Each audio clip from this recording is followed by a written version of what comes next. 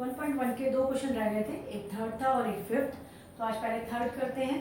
Third में कहा है कि 32 मेंबर्स ऑफ बैंड है, बैंड मेंबर्स हैं। जब परेड निकलती है तुमने देखा होगा आगे बैंड चलता है, फिर पीछे पूरी आर्मी चलती है उसी बैंड से रिलेटेड। तो जो 32 मेंबर्स हैं वो बैंड में है और बाकी जो 616 आर्मी मैन है उनको उन्हीं के पीछे उतने ही नंबर ऑफ कॉलम बना के चलना है। तो वो पूछते हैं मैक्सिमम कितने नंबर ऑफ कॉलम, कॉलम पता है ना, जैसे वो परेड में चलते हैं तो 1 2 3 4 5 6 7 8 9 कितने कॉलम बना के वो चले कि सारे के सारे मेंबर्स बैंड वाले अपने आप में पहले एडजस्ट हो जाएं ठीक से, फिर उसके बाद जब वो बनाने बैठे कॉलम तो वो भी ठीक से एडजस्ट हो जाए। तो मैक्सिमम नंबर ऑफ कॉलम्स आपसे पूछा है कितने बनाने, तो आप कहोगे let maximum number of column कितने होंगे, maximum number of columns, numbers of column. ऐसे सवालों में समझना ज्यादा जरूरी होता है। बचपन में 5th 6th में तो हम समझ रटा देते हैं बच्चों को, जिसमें मैक्सिमम लिखा है वो एलसीएम और जिसमें मिनिमम लिखा है उसके लिए जिसमें मैक्सिमम लिखा है उसमें एचसीएफ निकालना और जिसमें मिनिमम लिखा है उसमें एलसीएम निकालना। तो ये भी दिमाग में रखा करो। और उसमें पूछा मैक्सिमम कॉलम कितने हैं तो मैक्सिमम वर्ड एचसीएफ से रिलेट करता है, तो मैक्सिमम कॉलम इसलिए एचसीएफ निकालना है। तो मैक्सिमम यहीं से लिख दो, let the number of maximum number of column is HCF of 32 and 616। इनका HCF होगा जो वो होगा। तो हम अगर यूक्लिड डिवीजन लेमा वाला चल रहा है चैप्टर तो डेफिनेटली HCF भी हम यूक्लिड डिवीजन लेमा से ही करेंगे, लेकिन साइड में हम डिवीजन मेथड से करके फिर यहाँ वैल्यू पुट कर सकते हैं। तो आपके लिए है सबसे पहले 32 कितने टाइम जाएगा, सिर्फ 1 टाइम, तो 32 आ गया। तो 11 में से 2 9 5 3 2 9 6। अभी और डिवाइड हो रहा है तो और डिवाइड कर सकते हैं, जब तक डिवाइड होता है कर सकते हैं डिवाइड आप, ठीक है। तो आपके पास अभी कितने से जा सकता है ये 32 9 से चला जाएगा आई थिंक सो। 9 से देखते हैं, 9 2 18 9 2 27 28 2 2 8 आ रहा है, चला गया। तो 9 से चला गया 288, 9 2 18 1 कैरी 28 हो गया। 16 में से 8 बस 8 ही रिमाइंडर बच रहा है और ये आ गया 32 पूरा चला गया। तो अब आपके पास है 8 एचसीएफ है। अब यहाँ बाय यूक्लिड डिवीजन लेमा भी लिख लो, तो बाय यूक्लिड्स डिवीजन लेमा या एल्गोरिथम, एल्गोरिथम के हिसाब से पहले 616 है, 616 को किससे डिवाइड किया 32 से, कितने टाइम गया 19 टाइम गया और रिमाइंडर कितना आया 8। नेक्स्ट टाइम 32 को डिवाइड किया किससे है 8 से, कितनी बार गया 4 टाइम, प्लस में रिमाइंडर कितना आया 0। तो जिससे डिवाइड करके रिमाइंडर 0 आए वो तुम्हारा एचसीएफ होता है, तो that time HCF is 8। Question number 5 कह रहे हैं, शुरू करते हैं। वो क्या कह रहा है पहले वो सुनो। वो कहता है यूज यूक्लिड डिवीजन लेमा से प्रूफ करो कि cube of any positive number, किसी भी पॉजिटिव नंबर का क्यूब हमेशा इन तीनों में से किसी ना किसी एक फॉर्म में होगा। या तो 9m की फॉर्म में होगा, 9m + 1 की फॉर्म में हो सकता है, या 9m + 8 की फॉर्म में होगा। कुछ भी कहा जाता है और प्रूफ हम उन्हीं को कर सकते हैं जो सच होगा, गलत चीज प्रूफ नहीं हो सकती। तो चलो पहले क्यूबिंग लिख लेते हैं थोड़ी सी तुम्हारे लिए। 1 है, 8 है, 27 है, 36 है एंड ये किसका होता है 4 का 64 और 7 का, चलो किसी और को बढ़ेगा निकाल लेते हैं अब 1 2 5। इतने काफी है, चेक कर लेते हैं इन्हीं को। ये क्यूबिंग निकाल ली हमने, लिख ली। तो 1 की क्यूबिंग है, 2 की क्यूबिंग है, 3 की क्यूबिंग है, 4 की क्यूबिंग, 5 की क्यूबिंग। चलो चेक करते हैं इनको, क्या हम इसकी फॉर्म में लिख सकते हैं। तो 1 को लिखना है तो 9 0 + 1 होता है 1 की फॉर्म में, तो यानी 1 की क्यूब 9m + 1 की फॉर्म में लिखा जा सकता है, जहां m 0 है। m तो 0 भी हो सकता है क्योंकि m तो इंटीजर है, तो m तो 0 भी हो सकता है, तो 0। इसको देखो 9 0 + 8 80 है, तो यानी कि हमने लिख दिया इसके किसकी फॉर्म में लिखा है इस बार 9m + 8, जहां m इस बार क्या है 0। इसको भी हमने लिखा था 9m + 1 की फॉर्म में, जहां m क्या था इस बार 0। यानी आ रहे हैं कि या तो 9m + 1 की फॉर्म में आया या 9m + 8 की फॉर्म में आया। और को भी ट्राई कर लेते हैं। इसे किया तो 9 × 3, तो इस बार m का काम कौन कर रहा है, इस बार m का काम कर रहा है 3, यानी 9m की फॉर्म में तो लिखा हमने सही से। 64 को ट्राई करते हैं 9 7 63 प्लस 1, तो अभी ये किसकी फॉर्म में आ गया, 9m प्लस 1 की फॉर्म में आ गया, जहां m कौन है इस समय 7, यानी हम सब सही करते जा रहे हैं।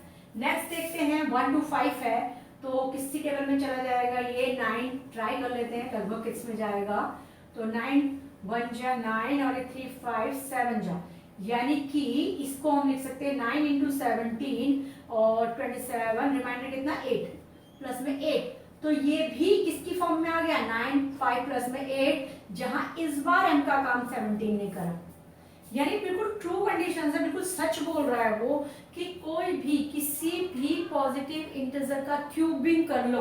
हम लोग सबके स्टार्टिंग के लिए थोड़ा आसान से, आप बड़े बड़े भी ले सकते हो, अगर आप बहुत बड़ा भी लोगे तब भी वो इसी किसी की फॉर्म में आएगा, या तो 9m की फॉर्म में होगा, या 9m प्लस 1 की फॉर्म में होगा, या फिर वो 9m प्लस 8 की फॉर्म में होगा। लेकिन दिक्कत तो ये है कि हमें ये डिजिट ले लेके प्रूफ थोड़ा ना करना है, हमें तो इसको थ्योरम के हिसाब से, थ्योरम के अकॉर्डिंग प्रूफ करके दिखाना है, जो अब स्टार्ट करेंगे। अब कर रहे हैं स्टेप बाय स्टेप, कैसे करेंगे इसे प्रूफ। सबसे पहला तुम्हारे लिए क्या लिखते हैं हम, let a b a positive integer, let a b a positive integer, ठीक, एंड बी इक्वल 3। अब क्वेश्चन राइज होता है बी क्यों ले लिया आपने 3, जबकि पहले क्वेश्चन में कहा था कि जो डिजिट के साथ होगा, जो इनके साथ होगा वो ही आपके लिए बी होता है, इस बार नहीं। ऐसा क्यों?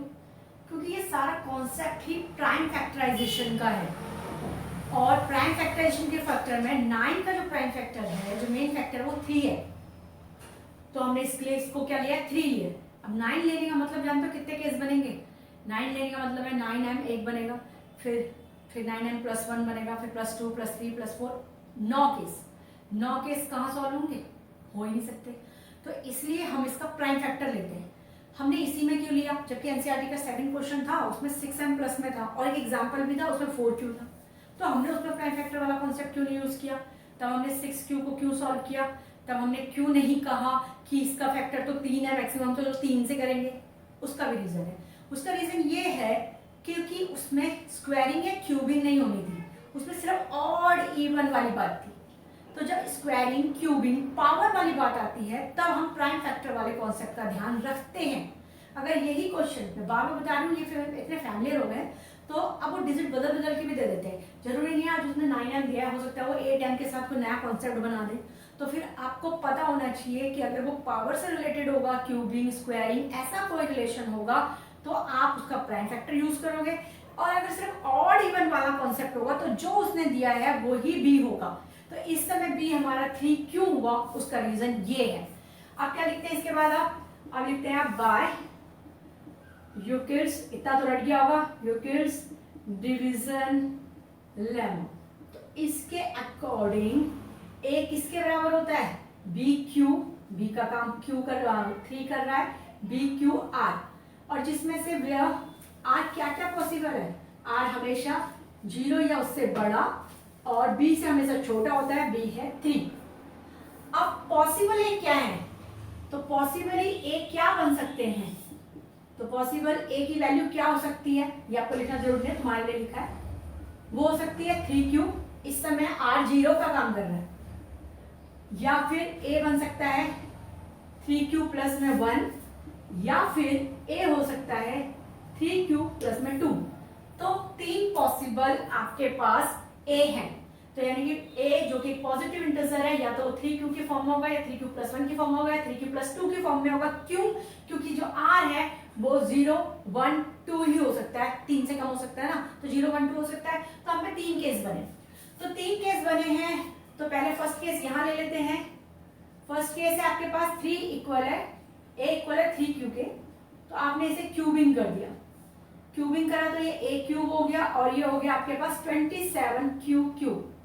इसमें से 9 कॉमन आ सकता है, हाँ आ सकता है। अभी अपने आप दूसरे सवाल किए थे, याद है, उसमें भी हम यही कर रहे थे, कुछ नया तो नहीं कर रहे अभी भी, उसमें तो हम 9 को सेपरेट कर रहे थे, जैसे हमने 125 लिया था उसे 9 से डिवाइड किया, तो हमने कहा भाई 17 टाइम जा रहा है, तो उसको अलग कर दिया 9 इंटू ये, और प्लस में जो रिमाइंडर आ रहा है, तो अभी भी हमने 9 को कॉमन लेना, 9 को अलग करना हमारा मेन काम है, जैसे हमने उसमें किया वैसे हम उसमें भी कर रहे हैं।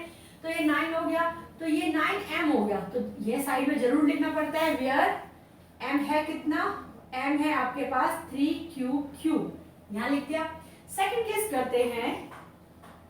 सेकंड केस में आपके पास है a इक्वल है कितना है 3q + 1, तो पहले इसके लिए क्या करना पड़ेगा, इसे क्यूबिंग, तो क्यूबिंग करा तो ये a क्यूब हो गया, जबकि ये हो गया आपके पास 3q + में 1 का क्यूब। तो इसे ओपन करना है, चलो यहां ओपन करके दिखाते हैं। a क्यूब तो 3q का क्यूब हो गया 27q क्यूब, फिर 1 का क्यूब होगा तो 1 ही रहेगा, वही 9th वाला फार्मूला लगा, a cube + b cube + 3a² b, 3a², a का स्क्वायर मतलब 9q² हो जाएगा, और b फिर है 3a एज इट इज, और b का स्क्वायर तो 1 ही होगा क्योंकि 1 का स्क्वायर 1 ही होता है। तो आपके पास क्या क्या बचा, इसमें भी 9 है, इसमें भी 9 है, इसमें भी 9, तो इन तीनों में से किस किस में, 1 2 3, तीनों में से 9 कॉमन ले, हमारा काम है कॉमन लेना उसको। तो इसमें क्या बचा 3q, इसमें क्या बचेगा सिर्फ q², और इसमें सिर्फ q, देखो ये बच रहा है, और इसमें 3 भी बच रहा है, 3 बाहर वाला, 3q² + q। ये जो 1 का क्यूब है वो यहां आ गया।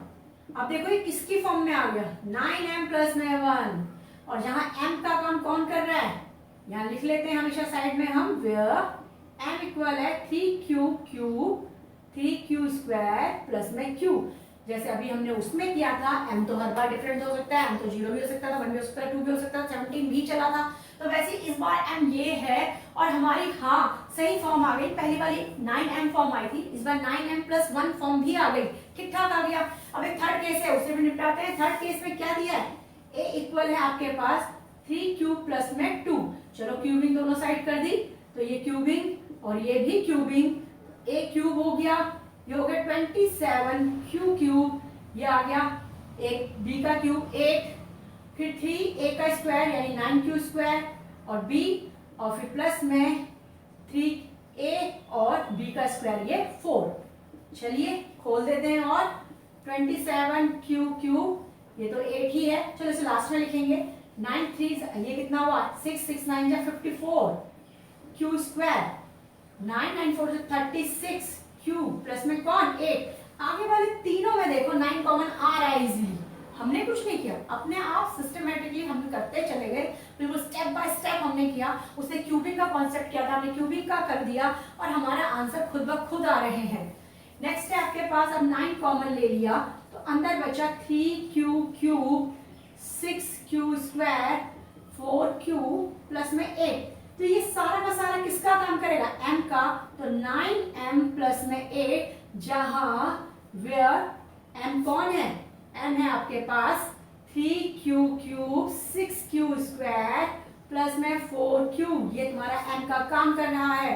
ये इतना नंबर 4 नंबर का क्वेश्चन है, बहुत इंपॉर्टेंट क्वेश्चन है, स्टेप बाय स्टेप करते चलो, कुछ हमें मेहनत नहीं करनी होती, कोई ज्यादा दिमाग भी नहीं लगाना होता, 2 बार कर लोगे तो मुझे नहीं याद रहता, अच्छा ये करना है, ट्यूबिंग वाला सवाल है ये करना है, स्टेप बाय स्टेप करते रहोगे, अपना आप आंसर सही आएंगे ही आएंगे।